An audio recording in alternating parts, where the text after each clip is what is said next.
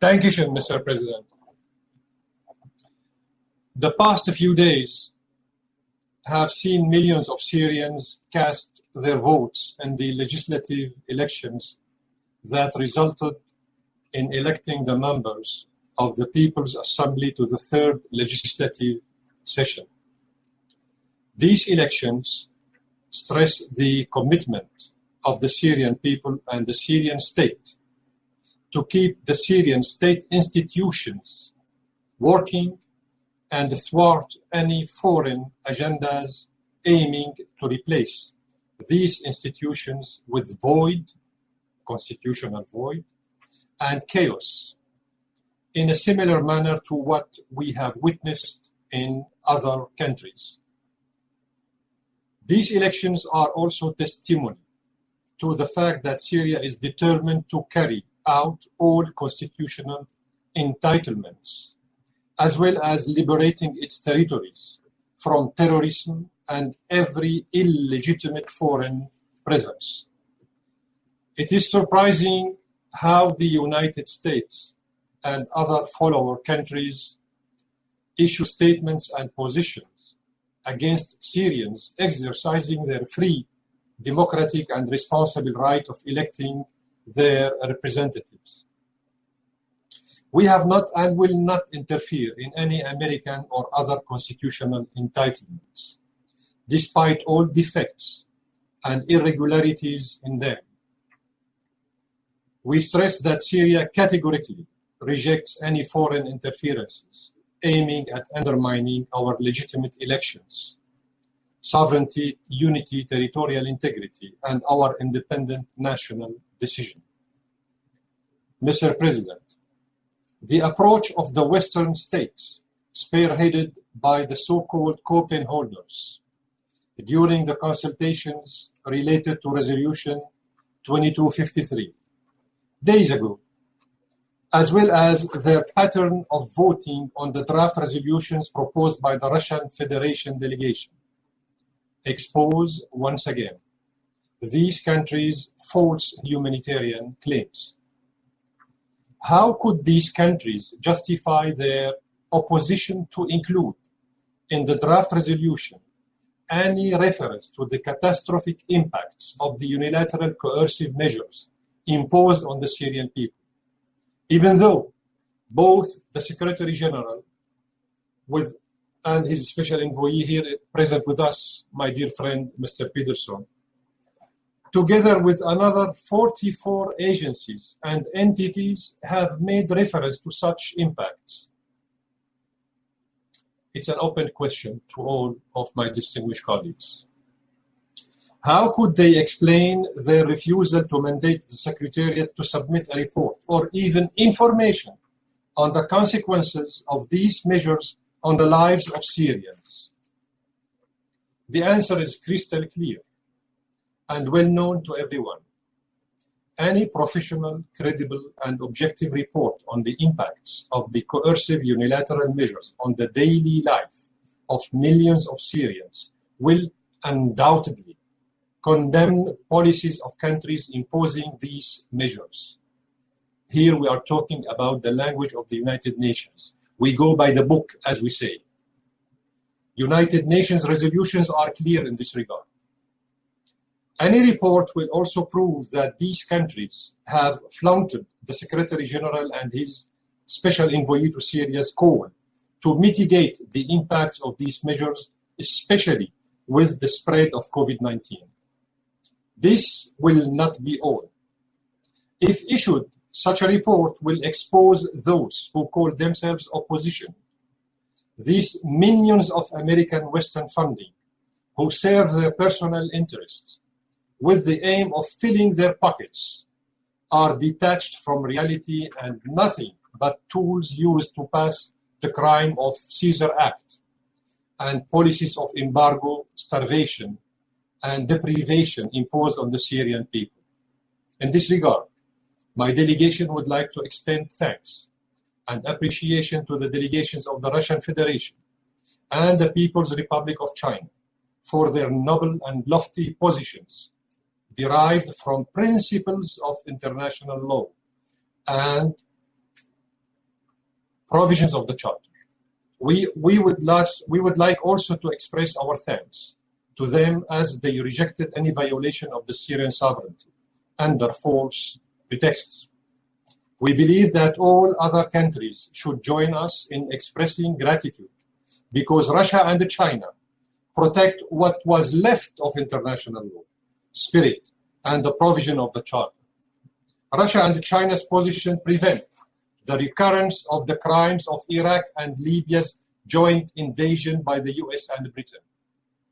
In this regard, the United Nations should have established independent, impartial, and international mechanism, IIMs, to investigate and hold accountable those responsible for these crimes, meaning the invasion of Iraq and Libya, and to ensure the application of the international law to all countries and not to specific countries, as was the case many times. Mr. President, maintaining international peace and security necessitates controlling that raging elephant which stampedes all over the principles of international law and the provisions of the United Nations Charter, destroying everyone who stands in the way of its reckless steps. What is required today is to put an end to the disregard of these governments that are hostile towards my country and to other countries of international law, and to stop their practices based on the law of the jungle and the law of force instead of the force of law. These are aggressive practices of which my country and others have had to bear the brunt. How long do we have to wait for the so-called international community to take action and put an end to the crimes of the Erdogan regime and its operators in the NATO? These crimes include the provision of various forms of support to terrorist organizations and proxy separatist militias committing acts of aggression and occupation, war crimes and crimes against humanity, including killings, destruction, looting of antiquities, oil and gas, recruiting of mercenaries, human trafficking, blackmailing and exploitation of the suffering of the refugees, the burning of agricultural crops, and the imposition of coercive unilateral economic measures on the Syrian people.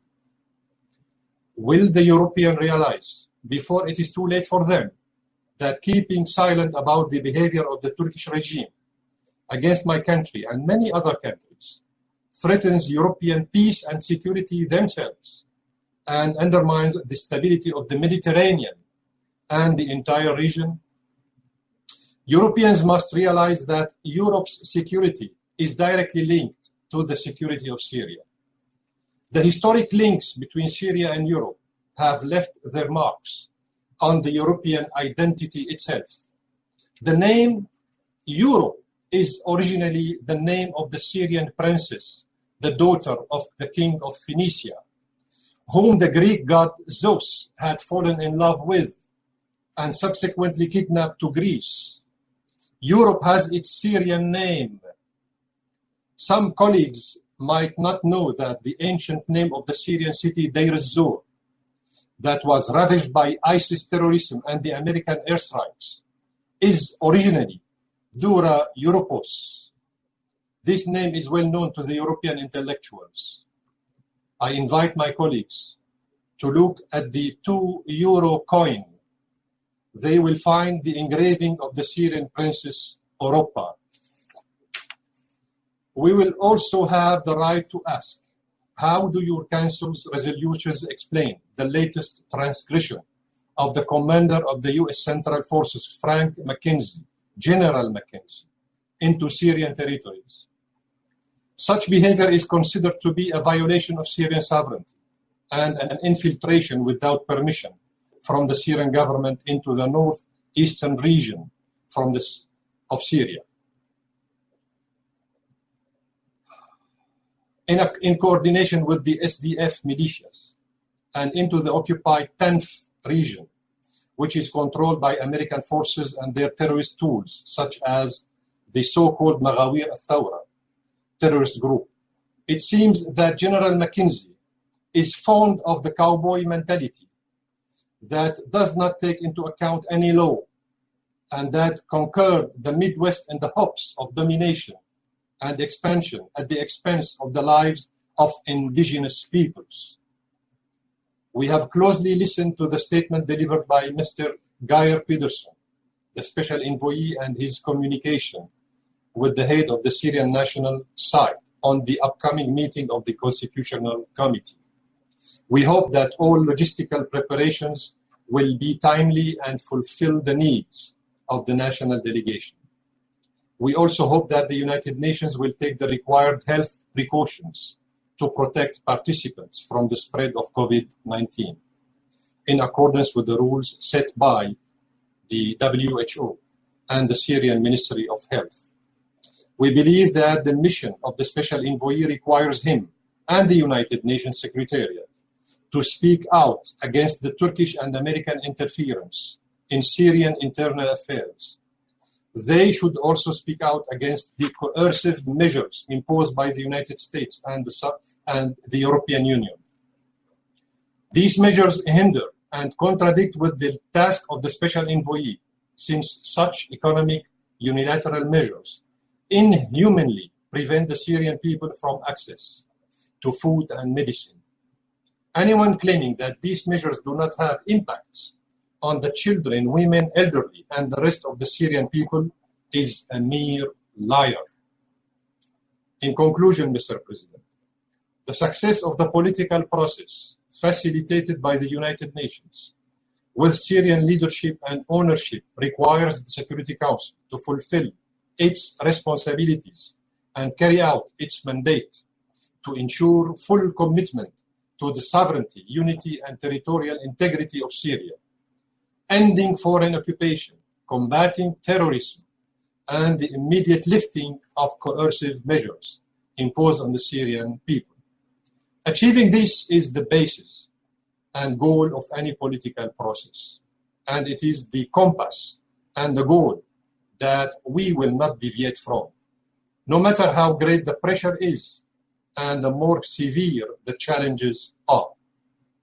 There are other countries that faced a similar aggressive war that my country is facing today. Representatives of these countries are now here in this council after the triumph of their people and states over injustice, aggression, and appalling apartheid. I'm referring to Vietnam and South Africa and St. Vincent and others. I thank you, Mr. President.